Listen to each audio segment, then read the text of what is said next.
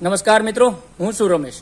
મિત્રો, ખાસ કરીને મારે માહિતી એ આપવાની હતી કે મેં અગાઉના વિડીયોમાં 3 બેક્ટેરિયાની વાત કરી હતી, રાઇઝોબિયમ, પીએસબી અને થાયોબેસિલસ. એટલે કે જે સલ્ફરના બેક્ટેરિયા થાયોબેસિલસ ₹100 બજારમાં મળતા હોય, તો આ ત્રણેય બેક્ટેરિયાને વાપરવા કઈ રીતના, એ ઘણા બધા ખેડૂતો મિત્રોનો પ્રશ્ન હતો. તો સરળ અને સીધી પદ્ધતિ એ છે કે ત્રણેય બેક્ટેરિયા 1 એકરની અંદર, 1 એકરમાં 1 લીટર રાઇઝોબિયમ, 1 લીટર પીએસબી અને 1 લીટર થાયોબેસિલસ, ટોટલ 3 લીટર થશે 1 એકરની અંદર.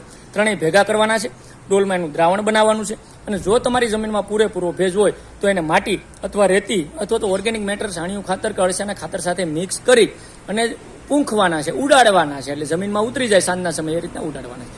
બીજી પદ્ધતિ છે કે ડ્રીપની અંદર પણ આપી શકાય. ત્રીજી પદ્ધતિ કે એને જે આપણે દ્રાવણ બનાવ્યું ડોલની અંદર 20 લોટાનું દ્રાવણ બનાવી લઈએ, 3 લીટર ભેગું, 3 બેક્ટેરિયાનું 1 લીટર દ્રાવણ નાખી, પાણી નાખી દ્રાવણ બનાવી, 1 લોટો એક પંપમાં નાખી નોંજલ છોડાવી નાખીએ.